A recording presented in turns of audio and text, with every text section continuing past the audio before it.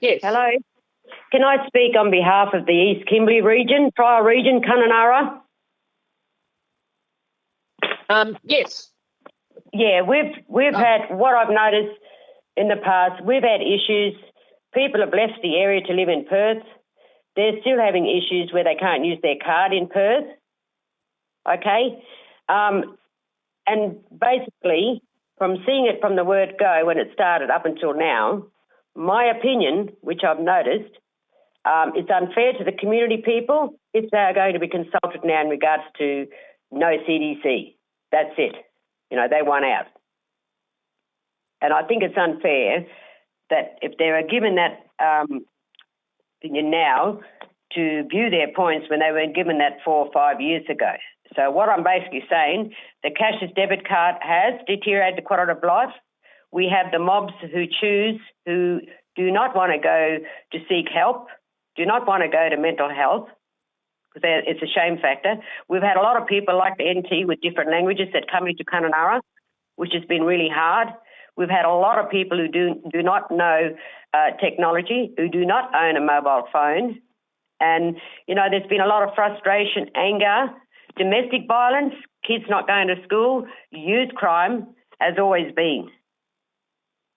Parents drinking, drugs, gambling.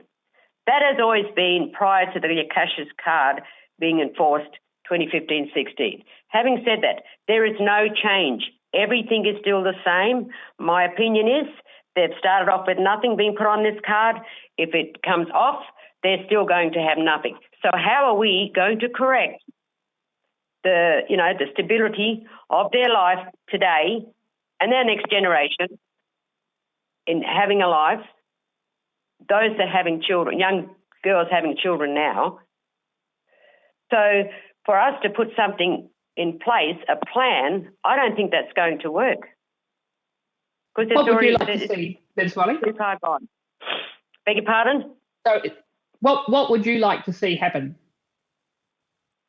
Well, if we were going to abolish the card, if that was going to happen after all the submissions being put through, you know, after and understanding and explaining to the mobs in Kununurra the process and how the government works, because some of them don't quite fully understand.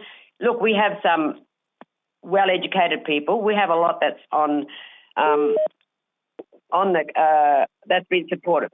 So my point of view, if they opted off the card, if the government decides to abolish, as it was promised, what changes are there going to be? There's going to be no changes. We're going to have alcohol restrictions, which is still in the mix at the moment, banning only going to be having mid-strength drinks. You know what I mean? Having said that, a plan to be put in place is not going to work, in my point of view. We're 6 years down the track. Basically, nothing has changed. Let the mob live the life that they want to live. They choose to spend the money how they want to spend, but then we can have more statistics with DCP, the police, the hospital, and what have you. Well, that has all been happening prior to the CDC in 2015-16. I can't see any much change if they get off the card. So what changes in terms of social support and other services would you like to see in place that would make a difference? Well, actually, you know, I myself, I've encouraged a lot of them and, you know, even wanted to go with them to see certain support services, you know, as stakeholders, what have you. But they decline to do that. They tell me straight outly why I want to do that, why they put us on this card. And the biggest issue we've had, like, sorry, I forgot your name, you spoke really well there and all your true facts. When the husbands come out of prison, that's been our big major default in the Kimberleys as well, is because the wife doesn't have any money left in the card, you know, and that's been pretty traumatic. So we're having more statistics in DV, but we've always had this before the card came along. If something was to be put in place, and if there's organisations there that are supported, which I know of two, that are basically behind this, is that who's going to come forward? Who's going to help and support this? The mobs just want to get off the card straight out. Yeah. Thanks, Ms. Walley. Thanks, Chair. Thank you, Senator Pratt. Thank you very much, Chair. May I ask you, Ms. Walley, Kununurra is a really diverse community. What is working well, and what are the strong things about culture and community there that should be recognised by government in order to be more supportive in situations like this where we're ending the cashless debit card? Well, this is the thing, a misunderstanding. No one fully understands the government's rules or government law. Now, if government's going to come forward and say, right, we're going to do this, right, this is what's happening, and technically speaking, you need to speak to the ground truth people. Yes, You're not, yes. not supposed to go by he said, she said, or go to certain people prioritising, seem to be the pick of the bunch always, to speak on behalf of these people, which is totally wrong. So can I ask in that context, are you able to give us a list of the kind of the people that government does need to speak to locally in the East Kimberley? I believe it to be the elders. Yeah, yeah. We have the elders. And in that sense, that's when we look to the strengths of the East Kimberley, there are lots of very strong elders who it's good to empower them to have some oversight over these issues so that they can have input into them. That's correct. So, and this should have happened. And by elders, you mean, it's hard for government just to have a list of elders. Where do we go to and find? Clearly, you've got to know a community well, but some of them would be in the native title bodies, but who else are we talking about here, and how do we bring them together to talk to them?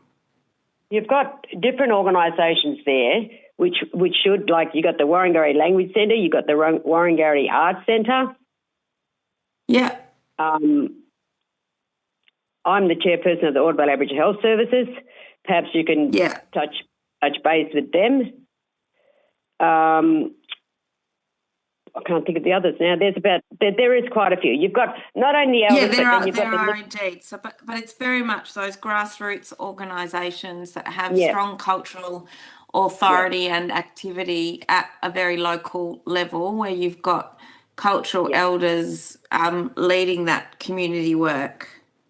That's right. And then you've got others in the next generation who have a total good voice, who will sometimes speak on behalf of the next generation down. So we do have some good. And so when I asked about the strengths of the region in the East Kimberley culturally, you would find those strengths in those organisations as well, wouldn't you? Absolutely. Absolutely. The ground truth people should be the ones that should be notified and spoken to about. This all should have been happening a long time ago. Because if we're going to correct this now, we're not going to correct it. Well, just to highlight to you, Ms. Walley, clearly you're not a supporter of the cashless debit card. And, we announced our policy just at the election, and now we're consulting in order to implement it. And we agree that we need to consult and take our time in order to do that, with the card due to end by the end of this year. Yeah, I understand that. But that's to get a better view or to hear from those, let them have their voice to the panel or whoever is concerned, should they confront or speak with them. You need to listen. Can I ask you, Ms. Walley, do you know of the banks, other than the cashless debit card, when people have their own private bank account, which of course people do as well in addition to the card, who do they bank with and why, and what kind of service do they get? Is it any good? As everyone always make a joke of, Australia Aboriginals' leading bank is the Commonwealth Bank. I have found that we have got some clients that are ANZ. which is a big one because ANZ Bank is based in Derby. Yeah, so they've actually got a branch, Sometimes it's difficult for them. I am pretty certain that they go to the post office, Kununurra. We have Bank West in Kununurra. We have NAB in Kununurra. Okay. So do you think government should be consulting with the banks as well to make sure that this is a streamlined process so that if banks see particular issues happening for customers as well, they can also help let government know? Well, that's been big issues. They've had transactions in the past. They had money taken out. When they went to check their account the night before, they go the next day. There's no money there. There's been a lot of issues the kind of thing we need to stop from happening. Absolutely. There's been a lot of that issues in the but now they have all the merchants where people can go. From the start up to about 4 years ago, it was so traumatic. It was terrible. So one of the things we will need to do is make sure that people don't suffer a financial penalty because they want to check their bank balance, which at an ATM. Would that be correct? They go online. They can't check it at ATM, as far as I understand. Yes. No, that's right. But if you were to go in with the cashless debit card ending and going back to an ordinary bank account, we need to make sure that people know to continue to do that online so they don't lose money by trying to check it at an ATM. Yeah, exactly. That's correct. Because I haven't heard anything since, but at the start off, it was untold fees were taken out, shopping centres. I've helped a couple of old people at the shopping centre in Brisbane, only the big Coles shopping centre, who didn't understand, who spoke a language, a little bit of English. And, that was just terrible. And then, explaining it to non-Indigenous people. Yeah. Can I ask who is most effective at at supporting people in your community where English might be their fourth or fifth language?